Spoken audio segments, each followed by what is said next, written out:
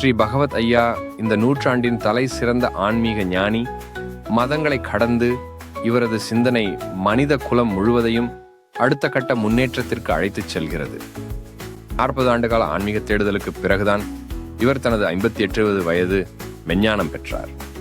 ஞானம் பெற்ற இவர் ஆச்சரியமுற்றார்.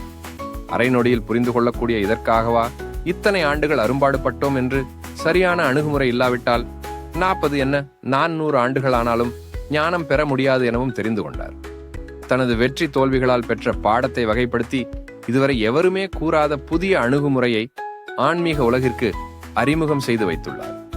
ஆன்மீக சாஸ்திரங்கள் விளக்குவதற்கு தடுமாறும் உண்மைகளையெல்லாம் அனைவரும் புரிந்து கொள்ளும் வகையில் எளிமைப்படுத்தியுள்ளார். இவரது இந்த அணுகுமுறையில் தியானங்களோ பயிற்சி முறைகளோ கிடையாது. இவர் சொற்பொழிவு மற்றும் கேள்வி பதில்களால் மட்டுமே ஞான புரிதலை நம்முள் ஏற்படுத்துகிறார். உங்களை நீங்களே புரிந்து கொள்ள இதற்கு எனவும் கேட்கிறார்.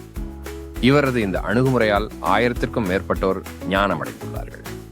இவரது அணுகுமுறை எளிமையானதாகவும் அறிவியல் ரீதியாகவும் இருப்பதால் ஆன்மீகத்தில் ஆரம்ப நிலையில் இருப்பவர்கள் முதல் உயர்ந்த நிலைகளை அடைந்தவர் வரை அனைவரும் பயன்பெறலாம். தனி ஒருவர் ஞானம் பெறுவதையே இமாலய சாதனையாக கருதும் இந்த காலகட்டத்தில் இவரது இந்த அணுகுமுறையால் ஞானத் தெளிவு பெறுபவர்களின் எண்ணிக்கை நாளுக்கு நாள் அதிகரித்துக் கொண்டே வருகிறது. சேலம் மாவட்டம் அயோத்தியா பட்டினத்திற்கு அருகில் ஜருகுமலை அடிவாரத்தில் ரம்யமான இயற்கை சூழலில் அமைந்துள்ளது. இவரது ஆசிரமம் இது நடக்கும் ஞான முகாமில் பலதரப்பட்ட மக்கள் கலந்து கொண்டு ஞான புரிதல் அடைந்து தங்களது வாழ்வின் பிரச்சனைகளை விழிப்புணர்வுடன் கையாளுகின்றனர்.